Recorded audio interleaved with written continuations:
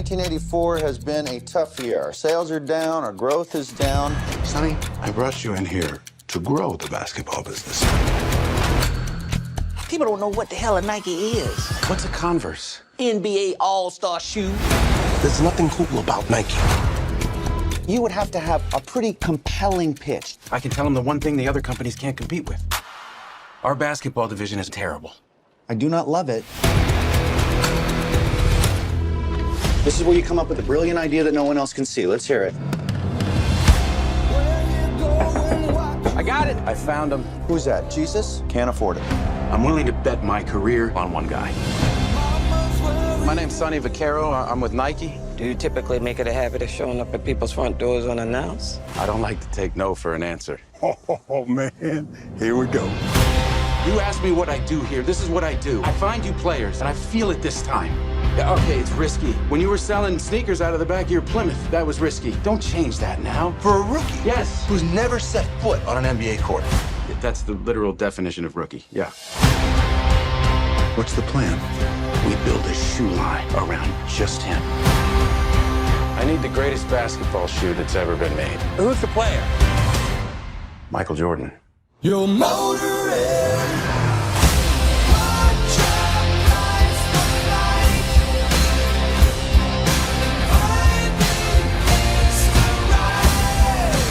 You have our attention. tonight. You show up at the house. I believe in your son. I believe he's the future.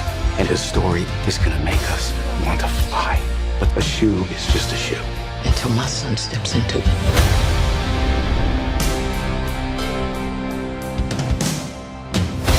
Got a name for it? Air Jordan. I don't know. Seriously? No, maybe it'll grow on me.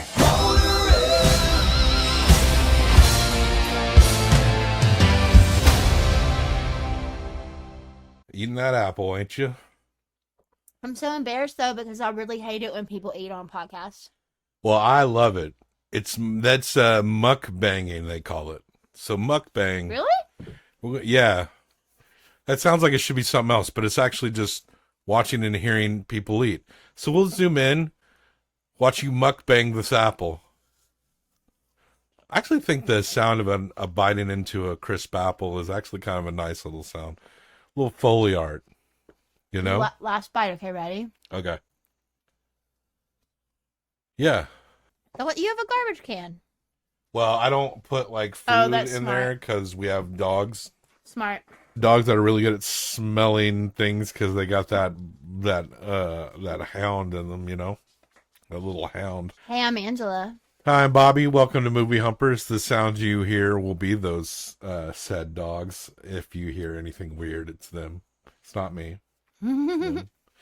And our At the Movies edition. Yeah, we went to the movies in our basement. Because this movie is in the theaters and on Prime at the same time. And guess what? Spoiler. I'm glad I didn't pay for this movie. Yeah, for sure. I mean, we did, actually. I mean, we do, but we didn't pay any more than we would pay all the I guess time. not. Yes, we're talking about the film Air, directed by Ben Affleck. Okay, yes. Written by Alex Convery, starring Matt Damon, Ben Affleck, Chris Tucker, Jason Bateman, Viola Davis, etc., etc. You know what was good about this movie? What? Matt Damon and Viola Davis. Yeah, Viola. The parents were good. I liked Michael Jordan's parents. Viola, I feel like is either she can be kind of a cold calculated, like in Suicide Squad, which she's fine in, but even the shitty one, she's fine in that movie. Yeah, totally. Or she can be the inspirational figure. And in this, I feel like she was both. The funniest character is the guy who played Michael Jordan's dad. He was amazing. Because that seems like you're very, you give very emotional, very broad, it's like love or hate with you. Okay, and well, I liked the character. I thought the man did a good job. I just thought it was funny in that all he had to really do was look at Viola Davis and look inspired. He just had to stand there and look inspired. But he seemed to to be like the fun part of their relationship. Like he was like the personable one. In a I way. just got a good vibe off him. Like he's like the guy you chat to at the barbecue. He did put off good vibes. Yeah. We'll say that. If that was the goal of that character, he did a great job. Honestly, he reminded me of like in My Family or something. Do you know what I mean? Just like that he's fixing a car out front. He's good natured, but like she does the business. Go talk to her. And then if you say anything even remotely like positive or quasi wise, he'll look at you and be like, yeah. Yeah. Sadly, Michael Jordan's dad would be murdered years after this period of time takes place. Yeah. But this movie is about Nike in 1984. Ben Affleck plays Phil Knight. Matt Damon, he plays Sonny Vaccaro. And Sonny is like, I actually really enjoyed Sonny's character. He did a good job in this movie. There's some moments. Look, we got compliments and we got critiques. Big ones. Big ones. And there's some things that, like, I think the writing, and especially in terms of certain characters, not every moment, like the Sonny Vaccaro character, I thought Matt Damon did a great job. Yeah. And I kind of like the nature of the character. Like, he's older, he's overweight. Mm-hmm. They point that out a lot. He's like a basketball guru whose job it is to essentially be like PR for Nike basketball division. And to also get lines in with other players to get them to sign contracts through Nike. But he also does these things where it's like he'll go to high schools and give out free Nikes and stuff to kind of like help with the public relations. Because at this time, Nike was all about running shoes. Yeah. And Converse and Adidas kind of ruled the basketball, the prolific ones. Yeah, so the basketball division at Nike is gonna be shut down if they don't make some waves, and they're trying to decide who their 3 stars they're gonna offer $250,000 across 3 stars to for this next year. Matt Damon is like, no, we need one. There's this one. He sees footage of this rookie, Michael Jordan, from UNC, and he's very much, and because he's so keyed into the game, he loves the game, he sees that there is something extremely competitive and different about this character. And Michael Jordan, as you know, and there was that ESPN documentary about the Bulls that came out like in 2020. It's a very good docuseries, but it really does paint adequately the extreme. Like, Michael Jordan is an exceptional human in the sense of how exactly driven and over competitive he is. Like, there'd be scenarios where he's playing other players and they talk shit to him, and all it does is drive him to make fucking 60 points in a game. Like, he is a guy that goes for big things, and it's also why he has a very intense gambling addiction that is very prolific as well. But yes, yeah. And so words come down that he's not even interested in Nike. He will not wear Nike. He is an Adidas guy. Adidas was, because Run DMC was popping off. This is 1984. He did a song about Adidas. Run DMC did. Yeah. Oh, I thought you meant Michael Jordan did a song about Adidas. I was talking about what you were talking about. And they were talking about how he was so loyal to Adidas. In college, he would wear Converse to play the game. He would only wear them on the court and would rock Adidas in his personal life. Yeah. We're talking about the best, the greatest, most driven basketball player, one of the most competitive human beings of all time. This movie has the convenience of very easily looking like it's prophetic when we're talking about somebody that we all know is like one of the biggest superstar athletes of all time. I mean, Sonny was right. But and the thing is, they kind of make it like Michael Jordan was underrated when he was drafted. He was drafted number 2. And Sam Bowie was drafted number 1. And we thought maybe we'd touch more on that story, but I realize it's not necessary to do that in the movie. But Sam Bowie's drafted number 1, and he was a very tall guy, and he was a hot prospect drafted by the Blazers, and he got injured. He had bad leg injury, like I forget how deep into his career, and it just did not work out for him at all. And he was the number one draft pick the year Michael Jordan was drafted into the NBA. And they kind of make it like Jordan is a little underwhelmed.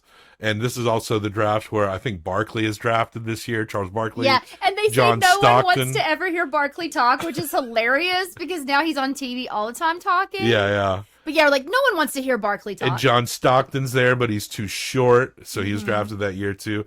But Michael Jordan was still drafted number 2. Yeah. So while there were people that like maybe had some doubts, he still was a very high prospect. Yeah. They kind of talk about it like he was just so unknown. But what Nike ultimately did, they put all their eggs in the basket of Michael Jordan instead of trying to spread their budget around a few players. And they changed the shoe industry.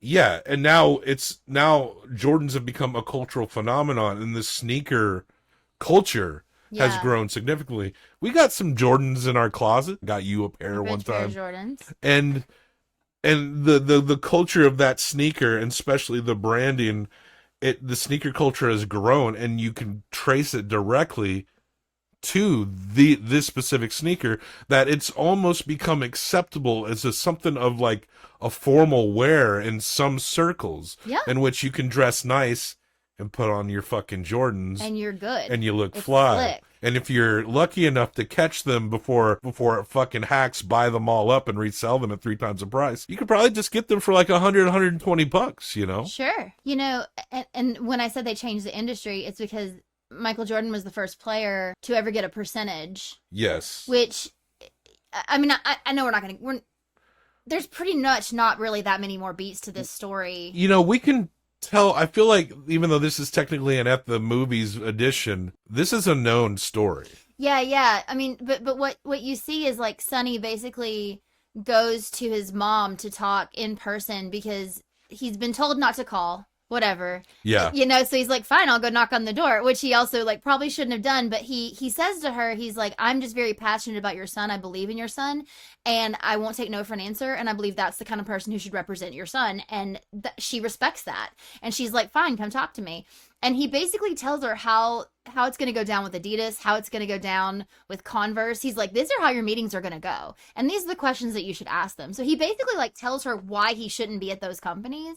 And then he's like, but the reason he should be at mine is because we want to build this around him, who he is as a person. Mm-hmm. And that's what's so different about this. One of my favorite characters in this movie was the shoe designer. Yeah. And, you know, what's his face is in this, Arrested Development? Jason Bateman. There's some good moments between Jason Bateman and Matt Damon. This movie played to his character type. Yeah, it did. It worked. It worked well. His character was good here. I never saw that Ozark show is supposed to be much more dramatic. I haven't seen it. But like, yeah, this was an appropriate Bateman role. Basically, they find out like that they are going to get a meeting. They're going to get a meeting. And then you see, you know, Michael and his family. Actually, you never see Michael's face. Which pretty great. I thought that was, I got a lot of complaints about the directing choices. Yeah. That's not one of them. I actually thought that was really sharp. Yeah, that was really good. Doesn't account for the circular shots, that was really good. We will be talking about Ben Affleck's choices, and I've got some stern words, buddy. Okay, we'll be there in a second. We're going to be looking right at this camera, and you better listen to me, Mr. Affleck. We're almost already there. We're almost there. Hold it in. I'll be quick. Mm-hmm. And so, I understand. Okay, so they find out they're going to get this meeting, and he's like, okay, it's like Friday. Their meeting's going to be on Monday. And so they just have to pull the whole weekend. Like, basically, it's the guy making the shoe. The marketing director is Arrested Development, and Matt Damon is there, and they are going to pull the whole weekend to make this shoe happen. And that's when they come up with it, and this whole thing comes out where they're looking at it and they're like, it's too white, the shoe's too white, and the designer's like, it has to be 51% white, right? So we can't make it more because colored. He'll be charged $5,000 a game. You go to a basketball game now, every color and shoe. it's like every color shoe on that court. Yeah, I actually love looking at basketball players' shoes when they're playing. It's really cool. I'm not a uber sneakerhead, but I do appreciate them, and I do get like Yeah. kind of thirsting for some cool sneaks We every went once in a to while. my first NBA game Memphis Grizz. for my birthday. Let's this not talk year. about the playoff series recently. No, please. but just to say, it was so much fun, and there was a player wearing hot pink sneakers, and it's just one of those things that draws your eye. Like you want to watch that person because they got cool sneakers on, which is the whole point of the whole thing. Well, the Memphis star Ja Morant recently has put out his line of sneakers, and I think his daughter helped him pick the colors, and one is like purple and the other is very pink for his first line, and I think that shit's already sold out. I think it's already on resale. That's cool. And Ja, he's getting shit for flashing a gun on his Instagram. But let me tell y'all something about Memphis. And a quick aside here. If you're in Memphis, the city of Memphis, where Ja Morant plays professional basketball, if you're in Memphis for more than 48 hours, a gun will just appear in your hand.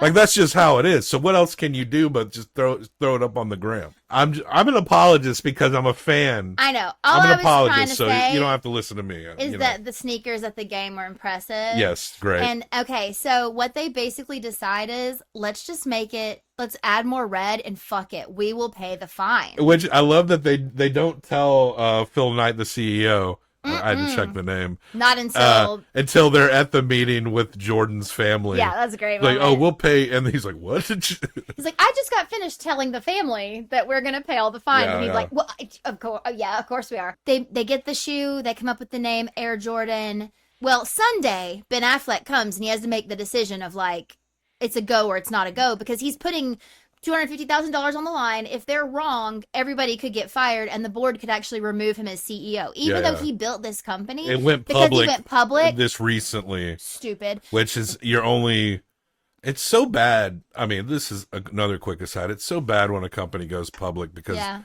it's actually quite bad for the everyday employees you work with, because all the fiscal incentive is to keep the stock investors and board happy. If you actually do something like redistribute your profits for a company amongst your workers, your employees, your board, and your stockholders will actually get fucking pissed at you. And that just kind of shows how rigged against everyday work. And the predictability in stocks is always a crapshoot. It's always like, it's conservative politics often talk about how they want to invest basic fucking programs into these kind of methods, and it's always a shit idea. I mean, this is society we live in. We know the nature of You sabotaged my ass, society. corporate bullshit. There's no ethical consumption, blah blah blah, and that kind of goes two ways. In a way, it means like, don't like suck your own dick for buying something like it's going to change the world, but don't maybe attack people for also buying something in an economic structure that they don't control. You don't take fucking human life like this and just sabotage and rip it apart like Jesus on the cross and say thanks a lot for all the fucking money I made off of you. That's how you can be like a loony lefty and own a pair of Jordans and take them out on date night. So So they get to the meeting, they have this like kind of powwow, and they decide that they're gonna do it so that Ben Affleck's going to come in about 15 minutes late. So this is the scene where, we can talk about Ben Affleck's acting now, because they get in and it's like, it's not going super great. It's very odd. You know, the room feels odd. Like he and his family are there, and you've got, what's his face? Chris Tucker. Yeah. And trying to like kind of schmooze them, but everybody's kind of a little awkward, it feels like. And then Ben Affleck walks in and he's like, sorry, I'm late. And Matt Damon's like, yeah, I was actually just telling, he's like, wait, what I was trying to say is that I'm sorry that I'm late because I'm so busy and important, and this is my company and I make $100 billion decisions every day. So like, I'm sorry that I'm late. This is a very important meeting for me to be at. Like, it's just very weird. And I get that, like, maybe the character was supposed to be awkward, but, like, he just does not do a good job. Maybe he just needs someone else to direct him, and him directing himself just does not work. Well, if you look at, Affleck seems like a pretty big guy. If you look at pictures, I don't know how tall Phil Knight is, but if you look at pictures of Phil Knight, he just looks like a grinning fucking weirdo. He looks like a hippie. There's no picture of him at the end with, like, no shoes on, sitting at his desk. And they're trying to embody that with Affleck when he says, like, these quasi-philosophical things. But if you look at Phil Knight, I keep having to check that name. Like, if you see pictures of him, he looks like a grinning little tow-headed twat. He could have been played much weirder, it would seem, and probably get away with it like that. But I felt like Ben Affleck was just playing himself if he were the CEO of Nike. It was just weird because he was in the same hand, like, trying to, like, focus on his breathing and, like, saying all these, like, platitudes as though he's been listening to, like, way too many meditation CDs. Is 84 cassette tapes, or he's like full of anxiety and doesn't know what to do with himself, like, because he felt like kind of very agitated at certain moments, but it just never like came together for me to where I felt like I knew anything about him or gave a shit about him. It really seemed like there could have been 20 other actors that could have maybe done a little better at that role. And I mean, Affleck is here because he and Matt Damon run this production company, and he's directing it, and I get it, but he didn't put anything compelling into it. And I feel like a lot of the interactions between, like, especially the Matt Damon's character of Sonny, all the juicy writing the part, it worked him, and especially when he's correlated in interactions with Chris Tucker and Jason Bateman's character, like there was some cleverness about this, and Viola Davis, but it did feel a little flat when we got like Affleck's Phil Knight, and like I said, it seemed like it was Ben Affleck playing himself if he were the CEO of Nike. And I saw an interview of Ben Affleck around when he's talking up this movie, and he's trying to talk up the inspiring nature of the movie, and he does kind of come off maybe even more of a blowhard in that interview than his character Phil Knight did in this movie. Wow. It felt like it wasn't far from what he was. Maybe Ben was just hungry because he got real skinny for this role for him. He had, didn't you notice he was very gaunt? Maybe. And he had like those skinny little legs that kept showing him in his little running pants. Yeah. So I'm just kidding, but I was just making that joke that maybe he just needed to eat. That image of him in the jogging suit with the glasses on, it's like that image comes up when you look up this movie like all the time. Yeah. It's just, it made us laugh. Wasn't he the only thing he did that made us laugh? And it's also one of the most 80s looking things in the office, other than their yellow rug and the certain design they got on the wall. And let's talk about the Affleckness of the directing here. Okay. We can go ahead and wrap up that. I have a lot to say about the Matt Damon speech, and that. So go ahead. So and then I'm going to talk about the whole thing directing. We're almost there. Let's talk about the speech. We'll wrap up the movie, and then we'll talk about the directing. That sounds great. Okay, so Ben Affleck bumbles his way through saying that he's very important and glad to be here. And then they start a video, and it's like stupid, this like fake commercial of Jordan video with this dumb song. And then Matt Damon's like, turn it off. He like realizes he's losing them. He's like, turn it off. And he turns and he gives this speech. And here's the deal. The speech is great. Fine. Yeah. The speech, okay, on its own, the speech is fine. But what they fucking do in the middle of this speech is like, he gets kind of, like you said, it gets kind of like prophetic. He's talking about how like, we're going to build you up. The conveniently prophetic. Yeah, it's like, we're going to build you up, and then, everybody's going to try to tear you down, but like the shoes are forever, or whatever the fuck. And so, like you're putting your name on something, like this is like going to make you immortal, like whatever. He doesn't really get into that, but that's the gist, right? That's the feeling, is like, this is something, people are going to remember you always. They're going to forget us. They're going to remember you. We're also just like trying to rise up with you because we know you're amazing. And so he convinces, he does a good job, whatever, we'll talk about the end. But what I hated the most about this movie is that during this speech, they start showing real life footage of Michael Jordan, and when they don't show honestly that much like build up happy good stuff, maybe a little, but they're doing the tear down part, and they're showing all these images of like him getting in a car wreck. He's like got some girl on him at some point. Like there's all these like, and then they fucking show. So what were you gonna say? Go ahead. They fucking showed the newspaper article about where his dad got shot. Yeah. like in this montage, and it's like, it just felt rude. I don't know what other word to say. Like, it was overdone. It was stupid. Way overcooked. It was, they jumped the fucking shark. It was, yes. They jumped the shark. Like, they turned it into like some kind of, it pissed me off. It went mad cornball, and using that. And I just have to assume that the family and Michael Jordan signed off on this. I mean, I guess, but it's like, totally about them, you know. I hope that they did, because I actually had that thought of like, is his mama in the movie theater seeing that for the first time? That fucking sucks. This is a story about the start of her son's career and the hopefulness of that career. Why are we talking about gambling addiction and car accidents? Don't fucking do that. This is the start of the story. You're being prophetic, so build him up and just leave him up. And honestly, it's kind of, if you're trying to do something a little, this is the most obvious choice to do something a little bit different, is to turn this into like some kind of like soothsaying plot device in which like Sonny not only sees how great a player you are, he can sense your whole future, your journey. And Sonny has a problem with gambling, so he maybe could smell it on Michael. I don't know, it's just bullshit. Well, that's kind of hack right there, because Sonny was shown doing some gambling at the very beginning and losing, but it doesn't touch base on it ever again. The only time they do, they reference it once where Ben Affleck, because he's like, what do? You go watch basketball and you always have a layover in Vegas. And then he talks about, he references at some point a wife that is no longer in the picture, obviously. And so you wonder, but then he also does talk about like betting when he's trying to convince them about Michael Jordan. So they just wanted you, I guess, to know that he's a betting man, but like, so. I mean, you kind of have to be.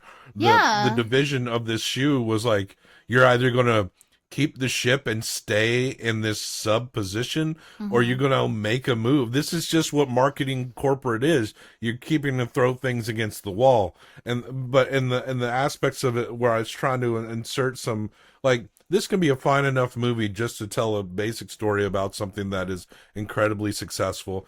But these movies can't always just be like that. It has to be some angle where, boy, we really saved the world with it. They did change the world. They did culturally shift, like, fashion through these sneakers. No doubt about that. It's undeniable. But, like, it's got to be something that, like, saved lives at the same time. You know? Yeah, and then so the very last beat is, they're waiting and waiting for these phone calls. They think they've lost them. They know Adidas, like, met the money, whatever. And so Michael's mom calls, because this whole time Sonny does not get to speak to Michael. So Michael's mom calls and says, we will accept your offer if you will give Michael a percentage of every shoe that has his name on it. Now, that's completely understandable. And Sonny even agrees, but he's like, it's just not the way it works. It wasn't done then. I'll take it through, but it's just not going to happen. And so he goes to Ben Affleck, and Ben Affleck's like, fuck it. We got it? And he's like, no, they want a percentage. And he's like, fuck it, give it to them. I believe you, you believe him, I believe in him. We're going to do it. And so that was the groundbreaking, like, shoe changing moment where before then you just got a licensing fee and it didn't matter. But this was like such a thing. Like, what did it say at the end? Like, I think Michael gets like $400 million a year from the sale of the shoes. Yeah, just passive income. It's like $500,000 a year. Just on his and he doesn't have to do shit. Like, people are just, the brand is already, I'm surprised it's even that low. That seems kind of low, honestly. Well, you don't know what percent he gets. That's true. At the end of the movie, is like, yeah, our shoes, like, we make $3 million on our best running shoe because that's what Nike was known for. Year one Jordans made $160 million. That's over 15% of their entire earnings at that point. Was based off of that Jordan shoe. That's amazing. I mean, and the rest was history. And that is a genuinely fascinating story, because that is kind of the birth of like the modern sneaker culture that we have today. I mean, we don't have Stan Smith, Michael Jordan Adidas editions. We don't have Michael Jordan All-Star Converse version, bright red Converse with Michael Jordan's face on the back of them. There's Jordans, Yeah. And that's what we got. I did like that they threw in little like tidbits that like Just Do It came from a man on a firing squad when they're like, what are your final words? And he was like, just do it. And they shot him. And that Nike was going to be named Dimension 6. Yeah. And he's like, don't you think that was cooler? And Sonny was like, no. I did think it was clever how Sonny's personality did differ in terms of the marketing guys and the CEO. Like they weren't like necessarily these homogenized characters that seemed interchangeable with each other. There seemed to be flawed and confusion and like that. Yeah. They actually did a good job in presenting that. I will say one thing that felt really odd was that the marketing director character, the Jason Bateman character, in the movie didn't do anything good. Right. His commercial was stupid. He didn't want to go for Jordan. I mean, he was got more behind concerned, it, but then when they're showing like what happened to everybody, his thing said like he changed the face of marketing at Nike. Yeah. He was honestly fine, but they didn't represent him as someone who was going to be a groundbreaking marketer for the basketball division. Yeah. But he just like was in the right place at the right time with the right shoe designer. Like Man, that's what it was. And he got lucky with Michael. He didn't do it himself. What you just said, right place at the right time, that is 99% what it is with all these people. Yeah. So his story actually is absolutely like, of course, I'm sure Sonny was a very savvy guru specific guy. Yeah, but they play it. But in that case, how you described it, Jason Bateman's character may have been the most realistic in that sense. It's true. Because that is what it is. You're the right place at the right time at the perfect time. And then for the rest of your life, when you nail it, you got bragging rights. You can be the genius forever. Yeah. You can fuck up and no one will call you out on it from that point on. And how much you want to bet that like he let everybody think that he came up with the silhouette Michael with the basketball when it was the shoe designer guy? Do you know what I mean? Like Sure. But the movie does point out. They do tell it, but I wonder just how many people didn't know that designer is the one that came up with that stuff. That's maybe one good thing that this movie did is kind of explain a little bit like where some of these ideas came from. Yeah. I thought that part was interesting a little bit, but I don't know. Okay, let's talk about Affleck's direction choices. Now, this movie takes place in 1984, and in case you might forget that visually. So, in order to compensate for that, because everything is just centered around supposedly office drama, so you might forget about that. So don't worry. There's the mainstream 80s 1984 hits that'll club you over the head. So you got between these scenes they come in so loud. So in between these scenes of actually pretty well written dialogue and a good performance by Matt Damon. Matt Damon did great. He is, all hokey speech at a board meeting aside or whatever, at a pitch aside. You cut the movies chopped up by all these like brief montage scenes and these drone shots of an office building. You got so fucking tired of watching the drone shots of the office building. And there's certain ways to create an office drama. Like, how do you make something dramatic that is essentially people in an office discussing and debating something? Some movies do it better than others. Yeah. I think a lot of this movie hinges on some clever dialogue and some performances, but in terms of like directing this, the parts in which the in between, there's the little montagey scenes that show them working, and there's one point where they do the circular camera shot. Now look, zoom in close on my face, camera, slowly, while I say this, because I'm looking at you, Ben Affleck, and you might say to yourself, I won an Academy Award for Best Picture for Argo and shit like that. Argo won Best Picture, which we didn't know. We had to look that up recently. Yeah. And like, look, Ben Affleck, if you can look me in the eye and tell me that you think Argo was the best picture that year, I'll let you piss in my fucking mouth. Let me tell you something, Ben Affleck. Look at me in the fucking eyes, Ben Affleck. The circular dramatic camera shot, gun bro hack movie bullshit. This is the prime example of just because you can do something doesn't mean you should. That is the hackiest technique you can do to convey drama in a movie. It does nothing but give the audience a brief bit of motion sickness. Every fucking lame ass who's trying to be Quentin Tarantino has done that shit, even though Quentin doesn't do it. Everyone who tries to be like him does it. It's very bizarre. Don't do that circular hack shit. It's lame as fuck. You can do better than that. There.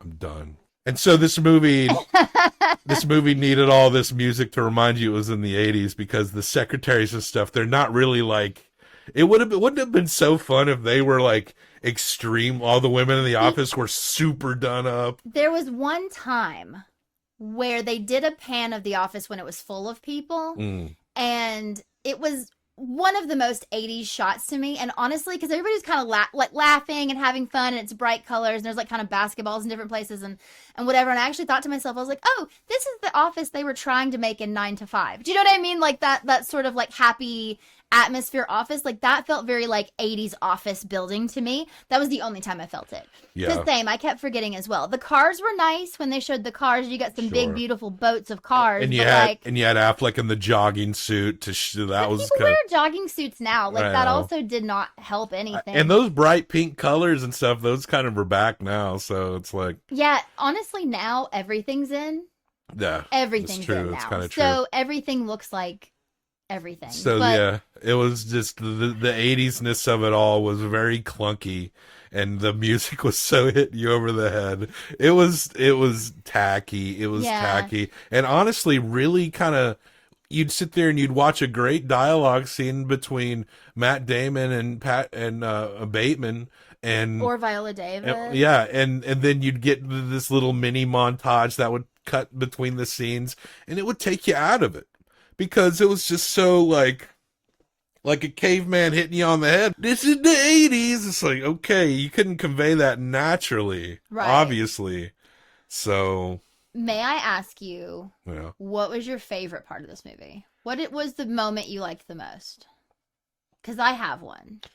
Go ahead. I'm still kind of thinking about my mine. favorite moment of the movie is when Matt Damon is showing the video of Jordan and talking about why he sees that he's great. That is, and the way he lays it out is pretty fantastic, because he's talking about how this kid is about to make like the most important shot of his career to that point, and he's like relaxed on the court, and he knows the ball's coming to him. And you also think about his coach at that time had not won a championship, and people were like, it's never going to happen for him. He put all of his faith in this freshman, right? This first year freshman. And this freshman looks so calm, and he takes the ball when it comes to him, and he fucking shoots, and he wins the game, and he gets the championship for that coach. And it's like the fact that he was not like crazy. I don't know, just the description of that, like it made so much sense. And that team had had more years players there. That was supposed to be more of the captain, more of the head honcho. And he points out that like, no, he's actually like a distraction. So everyone's going to go push on this guy. And Jordan isn't just a number 2. He is the guy that's going to hit the shot. So right at that time in which that clutch moment, he points out that, that coach knows that this is the guy you get that ball to. Scene was played very well. I think that's a scene you can appreciate if you just appreciate sports and athleticism played at a high level. And that is kind of, if you appreciate that, you will definitely get something out of this movie. And, I don't know if it was my favorite scene, but I really kind of liked Matt Damon and how he played the character overall. In the end, when he's preparing, at the end of the movie, he's going to go take a jog around this track in his Nikes, and he jogs about 20 feet, and he's like, "No fucking way, no fucking way." Yeah, that was pretty relatable. I felt very connected to that scene.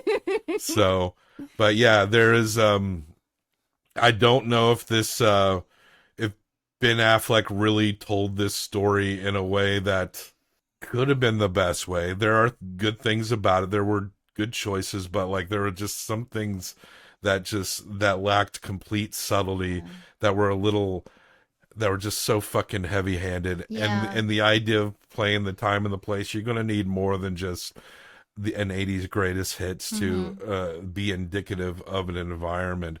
And a lot of the points of the in-betweens, the cutscenes, the redundancies, the circular camera shots, Like, it really is just something that is just, I wish I could never, it really doesn't bring anything to a movie, and it just stands out to me in a hokey way. Your own performance was like, whoa, you know. Like I said, I think he just needs perspective of someone else directing. Yeah, him. but your buddy, your best friend Matt, he did a great job. You kind of got in your own way in some part in the way this movie was put together, truly. And I got nothing more to say about it than that. There was it's so all right, we'll see. It's interesting, the Affleck and what he brings to it. And I'm curious to what his movies will do in the future, to be quite honest. What is he going to become, you know? So we will see. We hump movies. Yes. And we're gonna hump Air. I am going to give Air a 2. You went under mid. Yes. You went under.